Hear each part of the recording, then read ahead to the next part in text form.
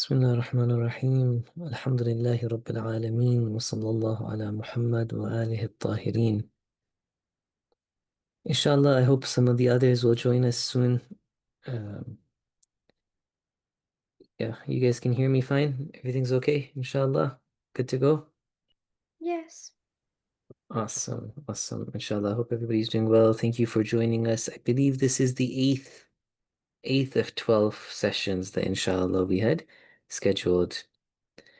Okay, I'll get started, inshallah. At any time, like always, if you guys have any questions, any comments, please do feel free to just, take up the mic or type in the chat, whatever you're comfortable with.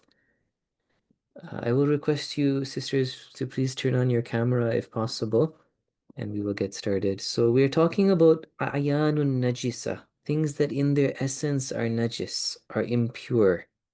No matter how much you wash a dog, it's not going to become tahir. As opposed to that, other things that are najis can become tahir because in their essence, they are not najis. So if my clothes, if my skin, if my carpet becomes najis, there is a way to make it tahir. Okay, we'll talk about the different ways that things can become tahir. That will be our next discussion called mutahhirat. But right now, before we come to that, we're talking about what things in their essence are najis. A'yanun najisa. Al-a'yanun najisa. Okay. So there are these 10, 11 things that you can see in front of us. We'll talk about them. Hopefully today we can wrap up this discussion. If we go off and discuss some food related items, that might take us a while. But because the book that we're following doesn't talk about food over here, okay, there will be later chapters in the future which talk about food. We don't want to get distracted and talk for too much about halal and haram and najis and tahir food. Our focus right now is on these 10, 11 items that in their essence are najis. Assalamu alaikum to all the sisters who have just joined. We're just getting started. You haven't missed anything. Okay, so one thing to keep in mind, so like I just said, we're talking right now about najasa, things that in their essence are najis. This is a different discussion from tahir and haram, or sorry, this is a discussion about najasa versus tahara, and tahir, najis, that's different from halal and haram food. But of course, there is a huge overlap. Why? Because anything that is najis is obviously going to be haram to eat. So that's a principle. Everything that is najis is haram to eat, but not necessarily everything that is tahir is going to be halal.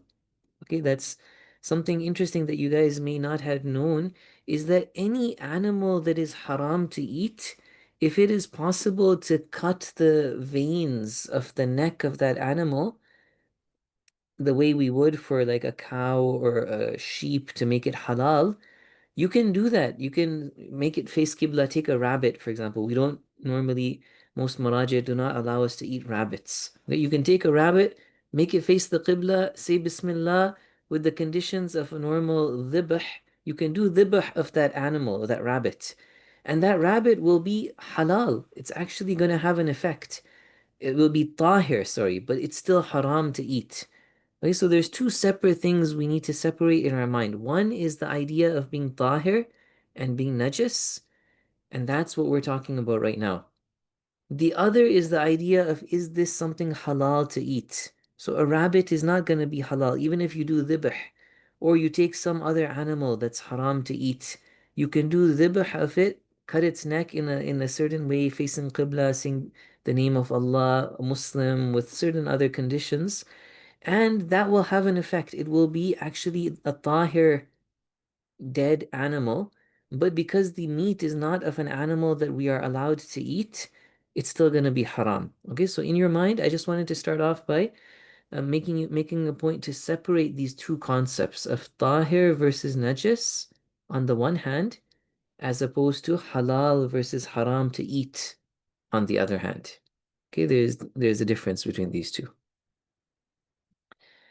Okay, so we're going through the things that in their essence are najis. I'll do a quick recap of some things we talked about last week, and hopefully we can, like I said, go through everything. Urine, stool, these have the same conditions that it has to be from an animal that is both haram to eat and has gushing blood. Okay, so there's this concept, I mentioned it last week, of in Arabic they say nafas sa'il, that if you cut the vein, the blood comes out with force. You guys can tell me if you know. I think this is equivalent to warm-blooded versus cold-blooded. Okay, so animals that are cold-blooded, they do not have gushing blood, and their ahkam are different, as you're gonna see. So things like reptiles, fish, snakes, frogs, even insects would fall under that category. Okay, so the urine and stool of an animal that is both haram to eat and has gushing blood. Okay, like a cat, for example, or a fox or a rabbit. These are going to be najis.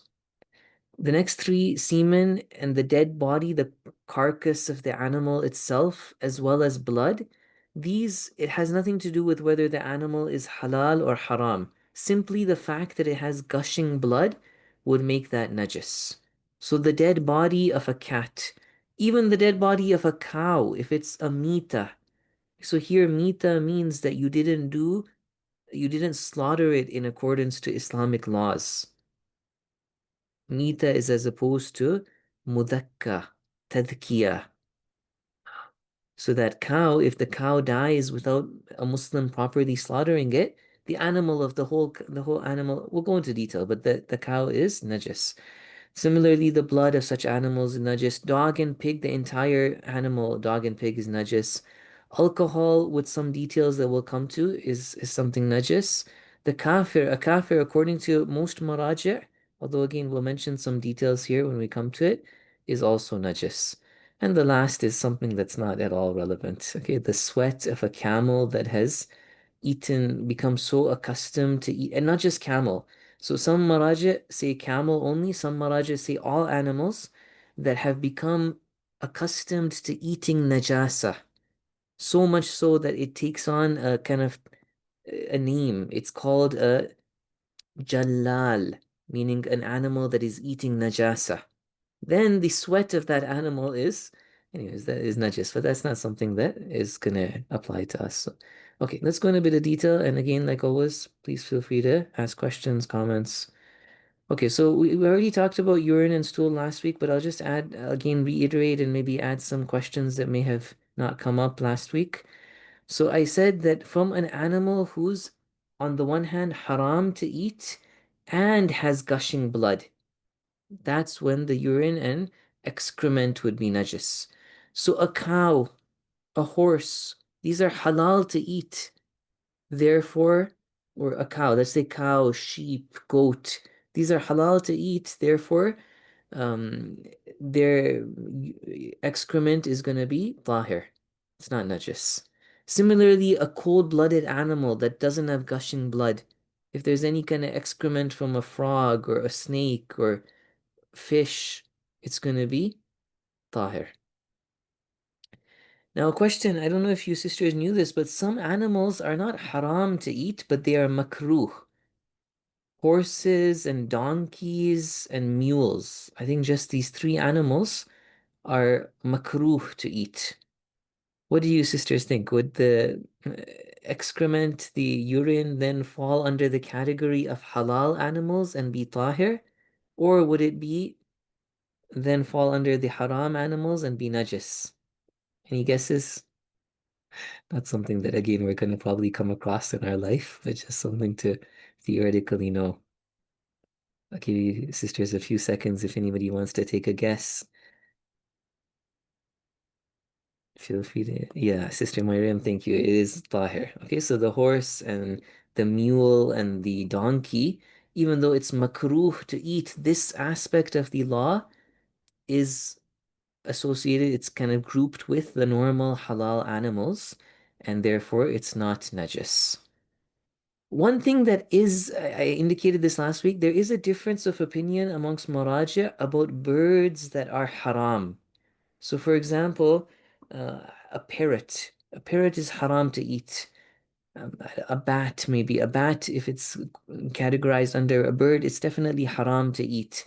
So some maraja say that, okay, this is like an animal that is haram, and therefore its excrement is najis. Both Ayatollah Sistani and Ayatollah Khamenei, the maraja who I'm guessing all of us follow, they say that no, birds, totally all birds, regardless of whether it is a halal bird to eat or a haram bird, all birds, their excrement is tahir. Okay, so you don't need to worry if a bird. I remember when I was a kid once, I was playing basketball in madrasa in Vancouver, and right on me, a bird's droppings fell right on me. So, I went and cleaned my sleeve of my jacket, but it wasn't najis. Okay. Regardless of whether it was a bird that was halal. So this is later on when we talk about animals, we'll say that some birds are halal and some birds are not halal. There's criteria. Certain birds are mentioned by name in the books of fiqh, and then beyond that, there is some general criteria that birds that soar, that they kind of glide in the air more than they flap their wings, those birds are haram to eat. And there's some other criteria as well. There's certain organs that a bird can have, or the way its foot can be. You basically, these are general criteria that you can fall back on if you're not sure whether the bird is halal or haram. But a lot of the normal kind of domestic birds, they are mentioned that are they halal or haram in the first place. Okay, if there's no questions or comments, the second category that we also started talking about is to do with animals and humans. Okay, so we had uh, basically the mita. Okay, in the Quran, this is called maita, but normally in Arabic in fiqh, for some reason they pronounce it differently, and the word is mita. So either we're talking about the corpse of a human being or the dead carcass of an animal that has not been slaughtered according to Islamic laws. One thing to keep in mind here that I started to tell you guys last week is that um, there is a different rule at times for body parts that have life versus body parts that do not have life. So what does that mean? Body parts that have life are skin, muscle, fat, I don't know, blood, the main things that, the meat of an animal, the skin of an animal, that's what we would normally be discussing, as you'll see when we talk about whether it is tahir or najis. As opposed to that, there are other body parts that are without life, like hair, like nails, like teeth, like the horn of an animal, like the hoofs of an animal, hoofs of a, I don't know, horse, for example. These at times they will have different, at times we'll see the animal is najis, but these are an exception where they are still tahir, even for a human being. Okay, so for um, a human being is najis uh, when they die, other than these three categories. This is one way we could explain it. That first of all, a shaheed, but a shaheed who dies on the battlefield. Okay, so there's a bit of kind of discrepancy here. Let me tell you something. This one book that I was looking at has a lot of nice details here. So I think it had a point where it was defining exactly what the battlefield means. Let's see if I can find this.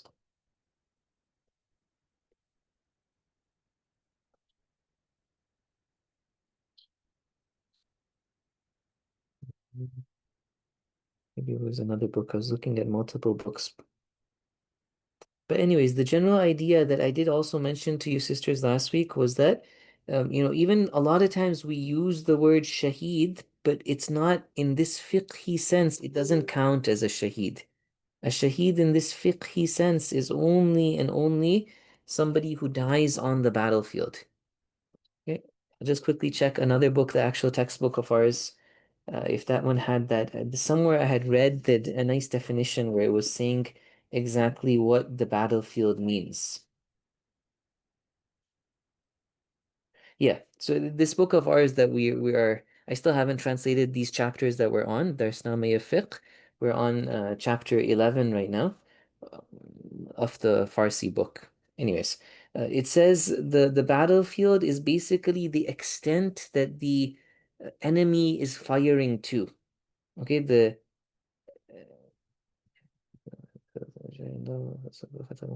yeah, it doesn't apply just to the front lines of the battle.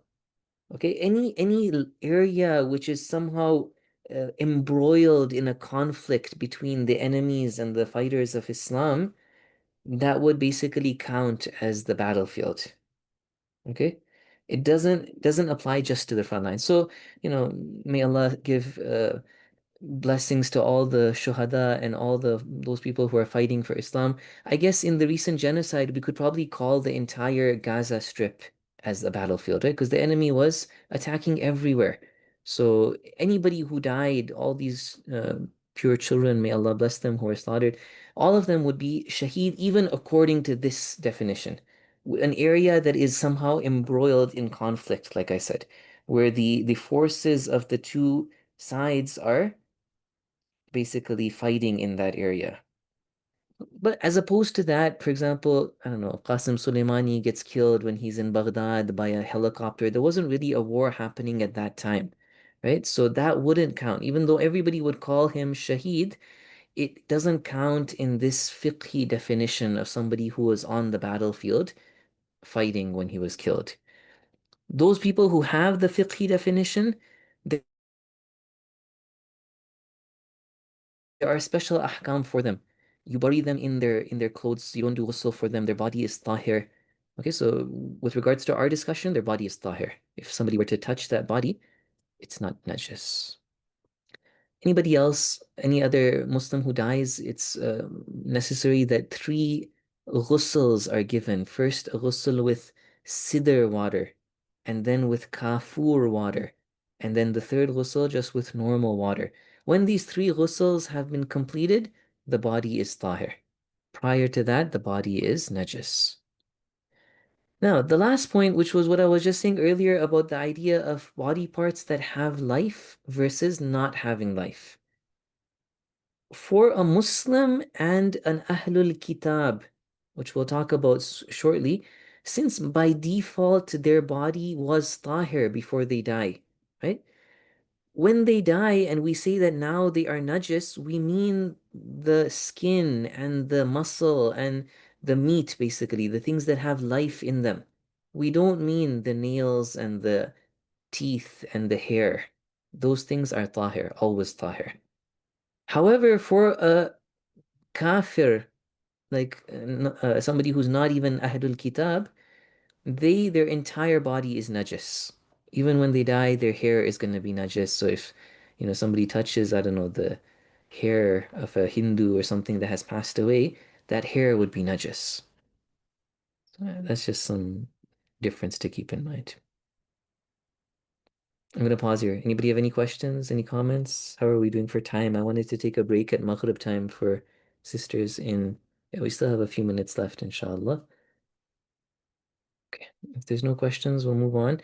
So that was the dead body of a human being. Let's also quickly discuss the dead body of, or carcass, I guess would say in English, of an animal. In the process, we can also quickly mention two other of the a'yanun najisa, dog and pig. Okay, so dog and pig, like the kafir غير أهل الكتاب, their entire body is najis. Even when they die, when they're alive, the teeth, the hair, everything is najis. There's a subtle point here that they say in Farsi and Arabic. Again, you sisters can share comments. I don't think it applies in English, but they say that what is intended here is a dog and pig that live on land, as opposed to dogs and pigs that live in the water. Now, what I think they mean is like a seal. Okay, there's an animal that looks something like a dog and it lives in the water. That animal is not najis. So in Arabic, in Farsi, they call that sage daryai or khuke daryai or I don't know, kalb al-bahri or something like that. Whatever. In English, I don't think we use these words. The words dog and pig is used in English, as far as I know, just for the land creature. And so this creature is completely najis. Side point, is it haram to keep a pet as a dog, as a pet. There's a question asked to Ayatollah Khamenei, and he was saying that if it's somehow following Western culture and spreading the culture of enemies of Islam in Iran, then that's not allowed. Meaning what? Meaning that by itself, it's not something we can easily say is haram.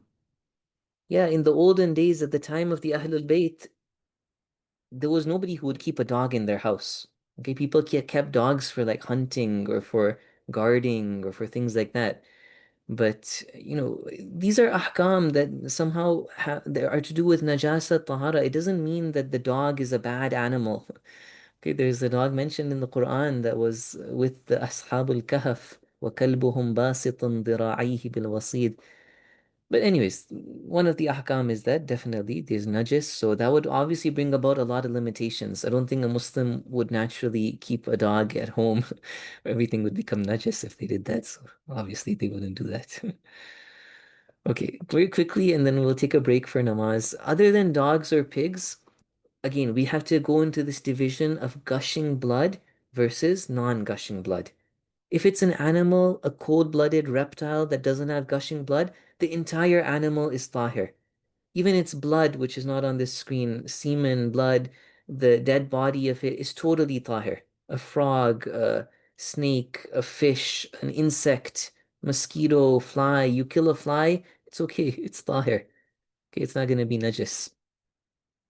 As opposed to that, if it's other than a dog and pig, and it's an animal that has gushing blood, then if it was not slaughtered according to Islamic laws, it is najis. Meaning what? Meaning just what I was saying for the human being, meaning that the meat, the skin, the fat, and these kind of things are najis.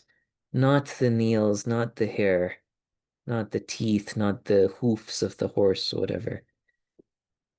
Okay, there's more discussions here to do with food. Like I said, I don't want to go too much into the food discussion. So for now, when we come back from a break that we'll take, we'll go through the remaining a'yanun najisa.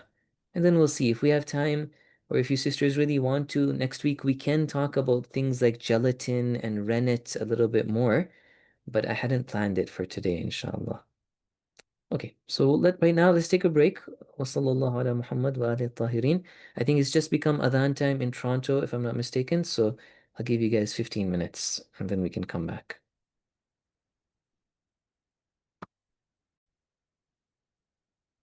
Okay. Bismillah ar-Rahman ar-Rahim.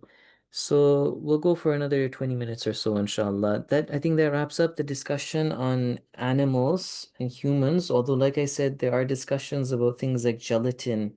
Rennet, we talked about last week. Gelatin is another important discussion, I guess. But let's see. Let's not go through it right now. We'll go through the rest of the Ayan and Najisa, then maybe we'll come back to that. The next one is blood. Okay, so blood is somehow like the dead body in that blood from an animal that has gushing blood is najis. If there is blood in a cold-blooded animal, like a reptile, it wouldn't be najis. The blood would be tahir. From an animal that has gushing blood, the blood is najis. Okay, that's the default rule. Now, there are some interesting things that are discussed here that you should know.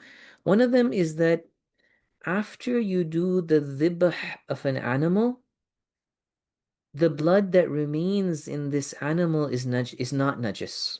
Not najis, okay? So let's say you're like barbecuing some chicken, and as you like cut it open, a bit of blood comes out.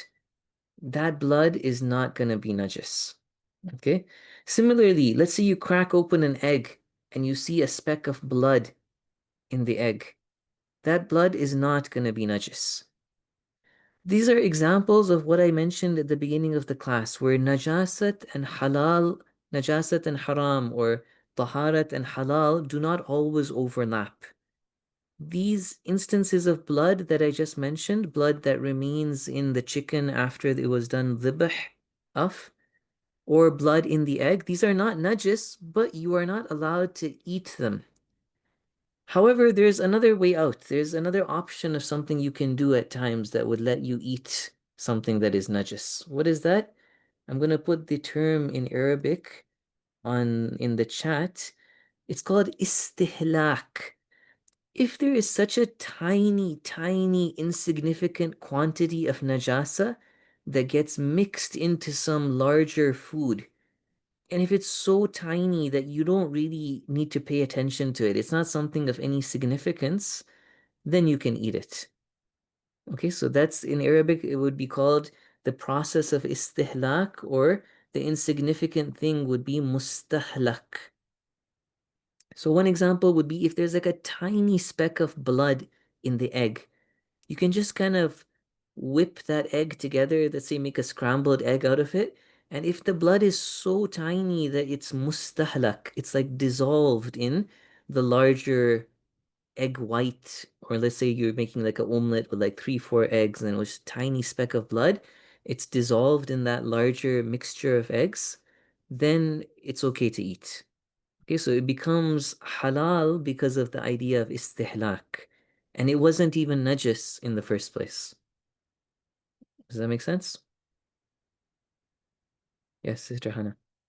Right, so if let's say we're baking like a cake or something and the egg has like a little bit do and it's all being mixed into like batter, so we don't need to remove that small speck of blood or Yeah, again, it goes back to this Urfi idea of istihlak. Okay, the marja is not going to tell you like if it's like a 1 millimeter size of blood, then it's okay. If it's bigger, it's not okay.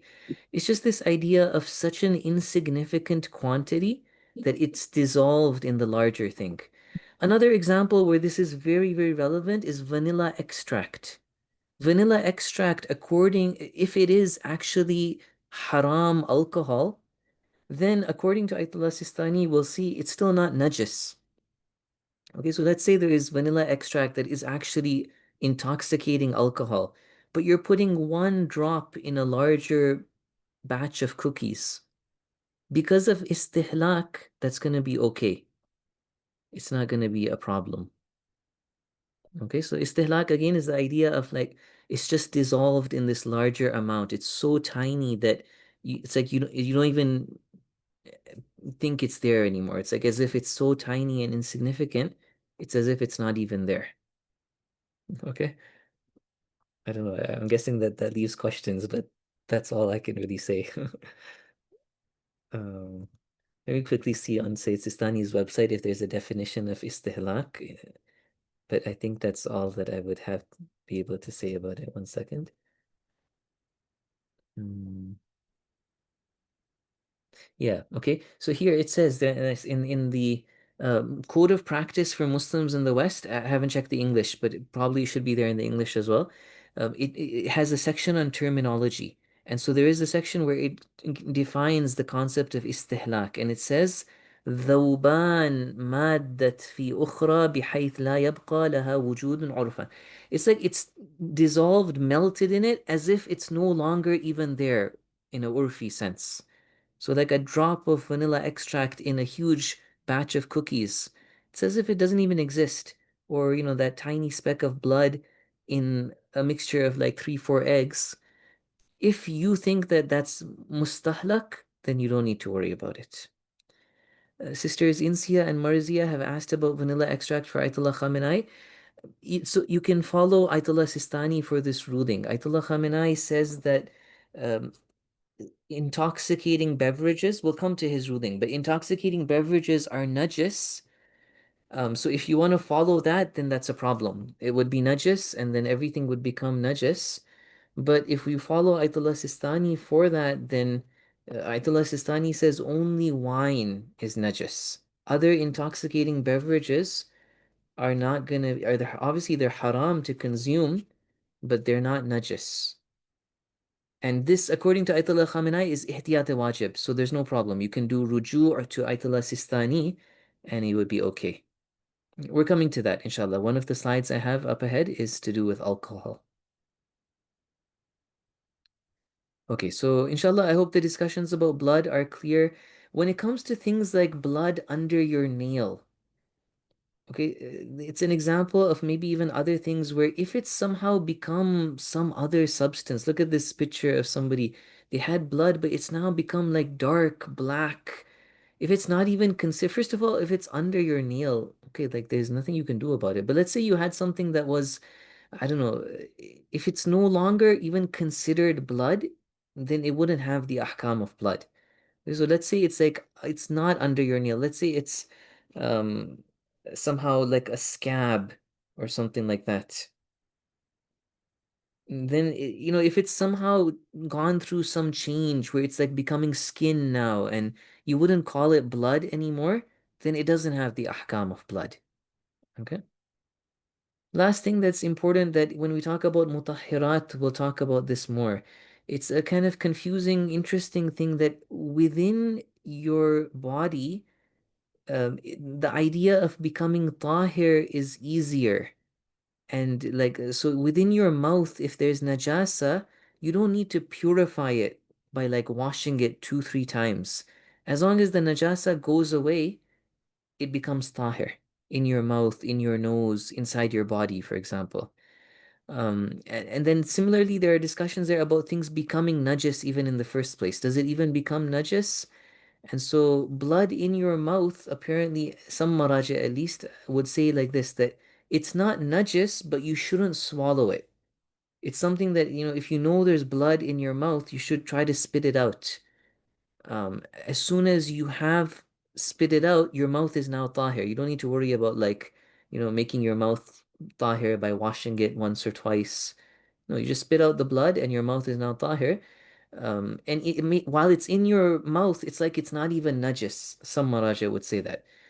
Regardless, you're not supposed to swallow it. You're not like, if you can, you should spit that blood out from your mouth. These are just some other ahkam of blood. Yeah, Sister Hannah, I'm just saying that I should double check exactly how different maraji have explained it. But what's definitely the case is that you're not supposed to swallow that blood. Okay, so if you want, I can quickly tell you what Ayatollah Sistani says. Mm. Actually, so Ayatollah Sistani in the section on blood, he doesn't have something. Later on, when he talks about mutahhirat, he talks about this idea of purifying najasat that are inside the body, like in your mouth. And there he says that if it's in your mouth, there's no concept of purifying. You just need to get rid of the blood and your mouth is pure. Okay? Give me a second. There was something here from Ayatollah Khamenei that I had. Um, hmm, Surprising. I thought I had seen something. Anyways, it's regardless. I'm not seeing what I had looked at earlier right now in the books that are in front of me, but regardless, the idea was this, that some maraji definitely they would say that blood in your mouth, it's not even najis because like inside your body, for example, in your mouth, nothing is really najis in your mouth. It's a problem when the blood comes out of your body. That's when we have these ahkam of najasat and mutahhirat and things like that. Nonetheless, even though it's not najis, you're not supposed to swallow it. Okay, so you should try to not swallow. If you have like, you've gone for like a root canal and you have blood that's constantly coming out of your mouth, as much as possible, you should try to not swallow that blood. Okay. So alcohol, there is like this was going back to the vanilla extract discussion. This was all about this. Okay, so there's two very different discussions here. At times, Maraji have this where the whole thing that they're saying is totally, totally different. Okay, just for your information, you guys have probably heard of this concept of kathirus safar, right? Somebody who travels so much that they don't pray qasr. They don't pray shikaste prayer, 2 rak'ah prayer on their travels. This is something that is discussed totally different by Ayatollah Khamenei on the one hand and Ayatollah Sistani on the other hand. Ayatollah Khamenei, he doesn't even talk about something called kathirus safar. For him, he talks about this idea of traveling for your work. And so the whole discussion is about traveling just for work. Whereas Ayatollah Sistani has this idea of, as the Arabic says, kathirus safar, somebody who travels a lot. Okay, so it's just an example of how sometimes Maraji are talking about different things altogether. Even here, Ayatollah Sistani is talking about khamr. He says khamr is najis. What does khamr mean? He defines it. It's wine, basically. Wine being something extracted from grapes. There's a process of fermenting grapes that they put some yeast or something that makes it into an intoxicating beverage. That is what is najis for Ayatollah Sistani. And then also beer, according to Ihtiyat wajib, is also najis for Ayatollah Sistani. So in terms of intoxicating drinks, Ayatollah Sistani says just these two are najis, wine and Ihtiyat wajib, beer. All other intoxicating beverages, whiskey, vodka, I don't know, whatever is in vanilla extract, obviously they're going to be haram to consume, but they're not najis, according to Ayatollah Sistani. Okay? As opposed to that, Ayatollah Khamenei says that any intoxicating beverage which is a liquid in its original form is najis. As opposed to what? As opposed to, for example, drugs. Okay, and then he has some other interesting points here. So drugs like, I don't know, marijuana and things like that, they're intoxicating, but they're not a liquid in their original form. So they're not najis. Obviously haram to have, haram to consume, but not najis. Even this that Ayatollah Khamenei says, as I mentioned earlier, is according to Ihtiyat wajib. So people who follow Ayatollah Khamenei could refer to Ayatollah Sistani and still say that vodka, whiskey, vanilla extract are tahir, not najis. Okay. One other point that I read in the book of Ayatollah Khamenei, which I found interesting, was saying that industrial alcohol is not made from these kinds of intoxicating beverages. Rather, they are made from gases that go through some, I don't know, chemical process. And these things are so strong that they're like poisonous. Forget about intoxicating, they're poisonous. Okay, so basically it's saying that in industrial alcohols are not najis, according to Ayatollah Khamenei. What are najis are, I don't know, whiskey, vodka, these kind of things, like anything, or wine as well, anything that is a liquid in its original form and is an intoxicating beverage, according to Ihtiyat wajib, Ayatollah Khamenei says, it's najis. And also beer, he says, Ihtiyat wajib, it's najis.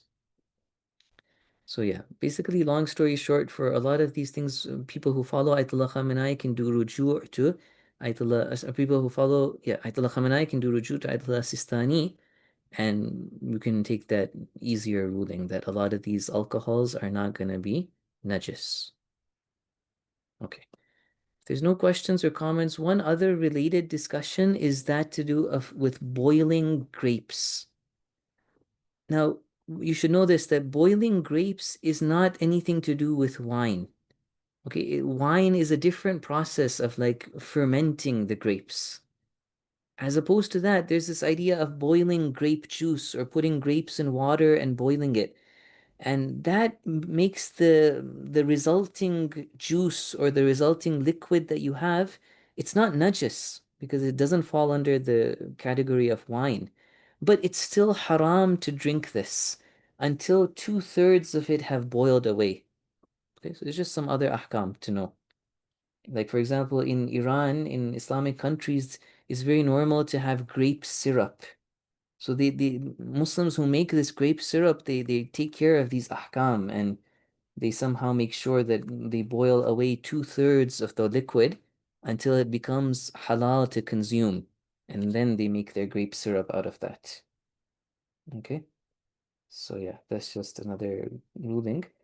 Some maraji have ahkam here that even boiling things like raisins, because you know raisins are somehow made from grapes, that could be haram. But neither Ayatollah Khamenei nor Ayatollah Sistani say that is a problem. If you put grapes in your food that you're cooking and the water is boiling, it's totally fine. There's no problem in eating that. Sorry, raisins. Okay, so just to clarify, I might have said the wrong thing. Boiling grapes is a problem. When you boil the grapes, two-thirds of it needs to evaporate before you can have it. But raisins, there's a discussion then about raisins. Is raisins okay or not? And both Ayatollah Sistani and Ayatollah Khamenei, they say boiling raisins is going to be fine. Okay, inshallah.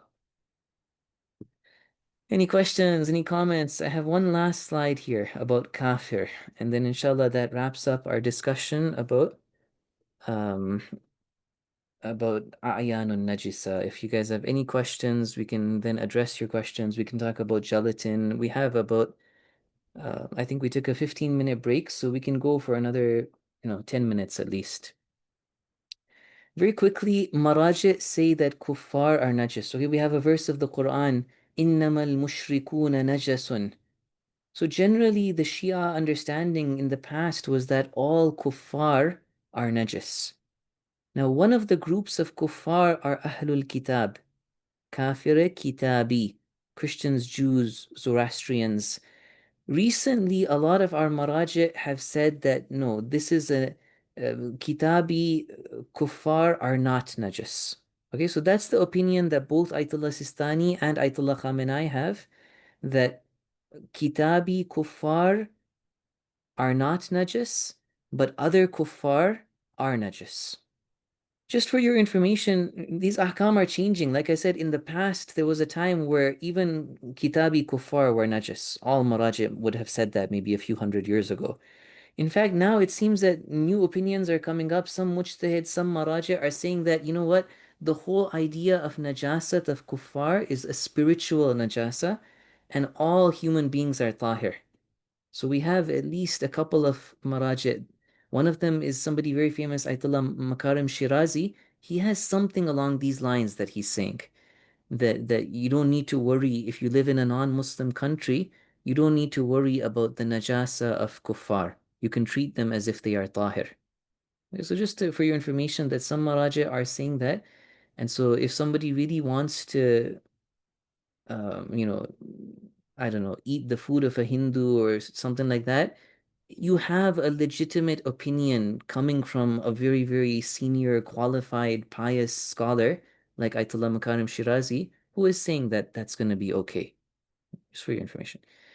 When it comes to a kafir, though, one thing I wanted to clarify, since this is there in the books of Ahkam, is who exactly is a kafir? I just told you that even Christians are kafir. So let's define who is a kafir. A kafir is somebody who either doesn't have a religion at all, an atheist, or they follow a religion other than Islam. Okay, so far it's easy to understand. Christians are obviously kafir in this definition. The third one becomes a little bit tricky and maybe confusing, where somebody is a Muslim, but then they deny one of the fundamentals of Islam. What does that mean? Okay. Uh, I want to try to present it in a way to say that you're never going to find anybody who falls under this third category. Okay. You cannot say that, oh, Mrs. I don't know what her name is. I don't know. Let's give a name to somebody. Mrs. Aisha. She doesn't believe in hijab. So she's got the hukum of a kafir. No, no, no, no. It's not easy to say that. This has to be somebody who denies one of the fundamentals of Islam, knowing after themselves, recognizing that it is part of Islam, and then they somehow deny it.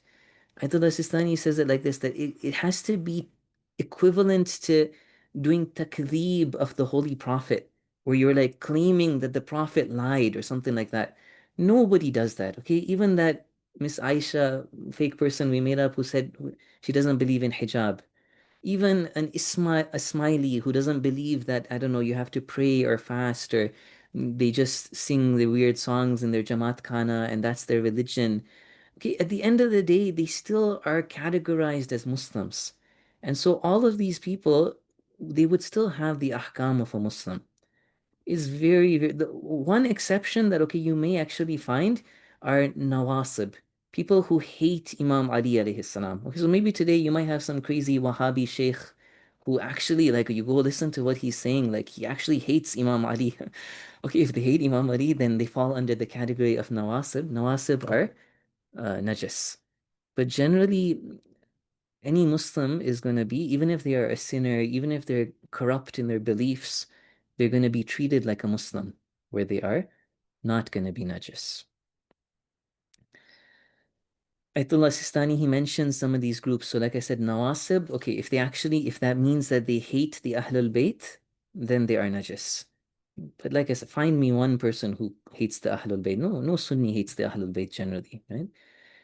Ghulat and Khawarij are other deviant groups, but uh, generally, like again, we're not going to find. Ayatollah Sistani says when it comes to Khawarij, some of them were Nawasib, and that's so if they fall under Nawasib, where they hate the Ahlul Bayt, then because of that, they're najis. Otherwise, even the Khawarij would not be najis. And again, ghulat, he said, it basically goes back to the first three criteria of being a kafir.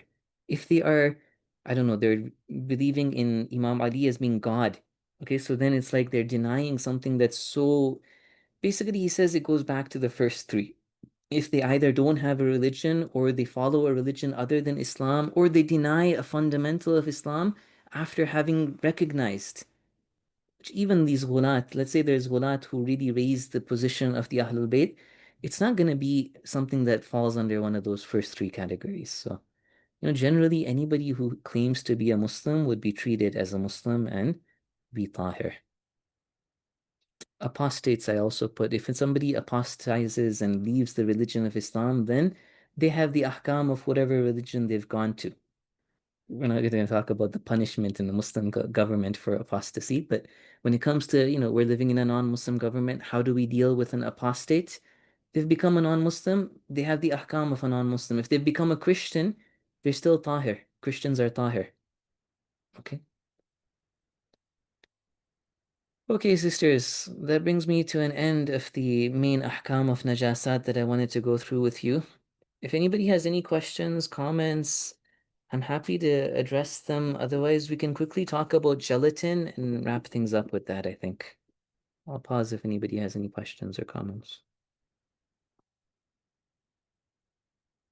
Yes, Sister Mariam. Okay, so you mentioned that like the body of a kafir is najis. So what does that mean exactly? Like if you shake hands with a kafir, does that mean you Mhm. have to like purify your hand? Or If there was wetness, so one of the discussions we haven't had yet, which we will go into definitely, is how does najasa spread? Najasa spreads by wetness. So if your hand was wet and then you went and shook the hand of a Hindu or an atheist, yeah, your hand would now be najis. Unless you want to follow, like I said, Ayatollah Makarim Shirazi or somebody who says that all human beings are tahir. and to get out of that najasa, you just have to Wash your hand. pour like water. Yeah, okay. Sounds good. We're going to talk about that. Mutahirat. Water will make everything tahir by washing it even one time, unless it's something that became najis with urine and you're using a small amount of water. In that situation, you need to wash it twice. Mhm. Okay, thank you. Very quickly, sisters, gelatin. Okay, the idea is that we have to look into how gelatin is made and then just apply these ahkam of mita that we just learned. That we said mita, the dead body, the dead flesh of an animal that was not slaughtered according to Islamic laws is going to be najis. Okay, so if you look at how gelatin is made, my understanding is that they take, you can do your own research. My understanding is they take like pieces of flesh, pieces of bones that have meat on it, fat on it, from cows or animals of some sort, and they boil it in a mixture from in that, like, let's say they put it in a huge tank with water, maybe with some chemicals, and then from that meat, from that bones, certain proteins or chemicals come out into the water, and then that entire substance, that water, is then boiled and boiled and boiled until it goes on to become what is gelatin. This is going to be very problematic in a non-Muslim country. So other great scholars have said other things. If you search online, you will find other conclusions. But humbly, I think they're making a mistake. This is what, teachers and friends of mine here in the Hausa, our research has shown us that it's if you're going to a non-Muslim country, the gelatin that you're going to get is going to be made in this way, where it's taken from the flesh of animals that are not slaughtered according to Islamic law. So it is najis, and then it's being used to make this mixture that becomes gelatin. Some scholars have said no, istihala happens. One of the mutahhirat that we will learn about is chemical change, istihala. The problem is that even when that chemical is being released into the water, and that's when maybe they might say a chemical change is happening, there is this najis chunk of meat in that tank of water that's boiling. So the najasa is still there, and it's very unlikely that it could somehow become tahir after that. Like, okay, after that they remove the najasa at some point, and that water then is boiled until it becomes uh, again, you guys can look into how it's made, but from what certain friends of mine, myself, what our research shows us is that it's very unlikely that it can be tahir in a non-Muslim country. So what does that mean? That means if you see gelatin and you're sure it's animal gelatin in a non-Muslim country, then you can't eat that substance. If, for example, there's a chance that it could be from non-animal sources, then it should be okay to eat. Or if it's from a Muslim country, again, it'd be okay to eat. Um, or, at times you don't need to check the ingredients. If you're getting a non-animal product, you're getting like some dessert or this is something we'll talk about, inshallah, at some point, that, non-animal products, by default, they're halal, they're tahir, you can eat them. So it's only if you've somehow determined that, okay, no, this has gelatin in it, and I know it's animal gelatin, then yeah, then it becomes a problem. In a non-Muslim country, you can't eat it. Okay? Okay, sisters, if there's no questions or comments, we can leave it at that for today. Sallallahu ala Muhammad wa alihi at-tahirin. Sorry, I just have one more question. Yeah, please. Yeah, So no problem. also apply to like enzymes like lipase and rennet as well, or rennet. Rennet, so rennet we talked about last week. The idea was that it's something that's taken from the stomach of a baby animal. Okay. And incidentally, this is something in the books of Ahkam that is mentioned as an exception to the normal rule, where it is always tahir, even if it's taken from a mita animal. It's a very strange rule where, the animal is najis, the meat of it is najis, but if you extract this content from the stomach that's used in making cheese, that thing itself is going to be tahir. And you can ignore how that wet substance would have obviously touched all this other najasa as you're taking it out, and you can still treat it like it's tahir. Okay? I can even show you the exact words of Imam Khomeini, though, where he's talking about this.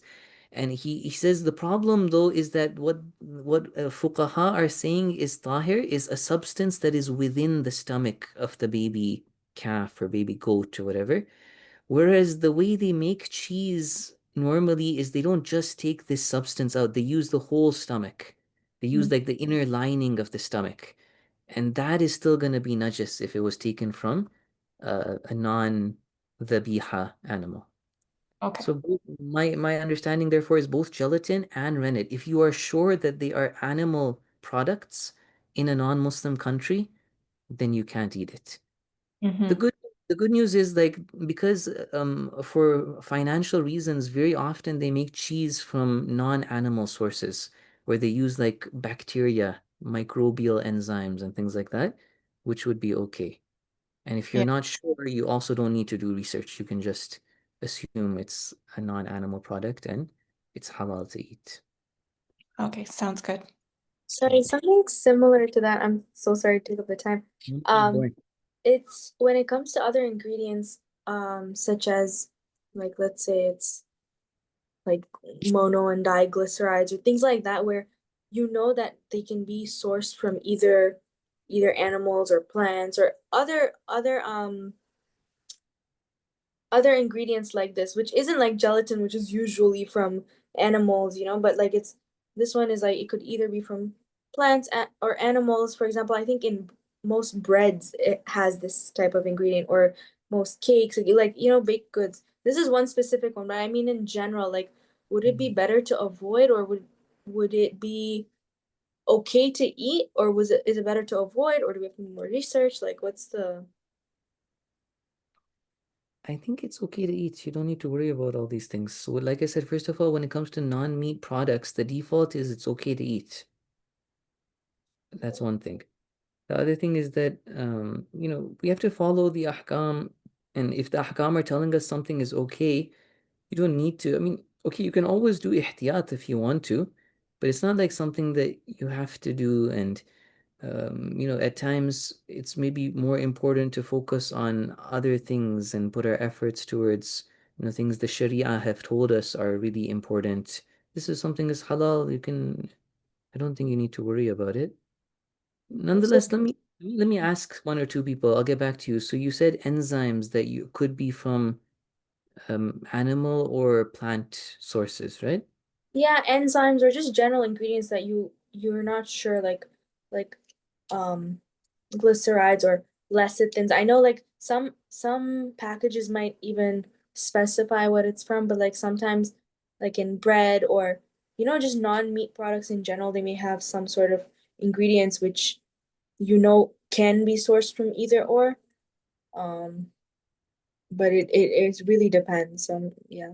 Also, I just want to clarify. So did you say that for generally with non-meat products, you don't have to do more research? Like Mm, Definitely, you don't. okay. And that's like it's not like better to avoid that part, like you're allowed to eat consumer. Like what I just trying to So let me get back to you about this. Okay, so okay. I think you're right that overall ihtiyat is something that is good to do. It's good in Islam to try to, take the safer course of action. And we do believe that the ahkam are legislated based on what is good for us. So there is something bad for us in eating haram food. Okay. But that said, there definitely okay, so that's one thing that a lot of people are thinking about. That's what you're asking about. That said, the main thing, teachers of akhlaq and spirituality, experts in spirituality, they really try to emphasize this, that the main thing that takes us away from God, the main thing that has a bad effect on our heart is that that desire, that tajarri, they say in Arabic, that like going against God's will and choosing to commit a sin, and that disregarding, trampling upon the law of Allah. That's what's really, really bad. That's what, has a really negative effect on our soul. That's what we have to avoid.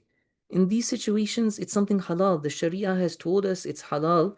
You don't need to worry so much. And if you make a mistake, let's say you did your duty, you went and you bought meat from a Muslim and you ate that meat, but actually it was haram. It's not like that's going to have a very, very bad effect on you, and your prayers are not going to be answered now. And we shouldn't think like that. We should follow what the Sharia is, and not worry about, like things that are not under our control. Thank you. Okay? No problem. Nonetheless, I'll ask one or two people and try to see if I can get any more details next week to give you. Okay? Okay, take care, sisters. Fi amanillah.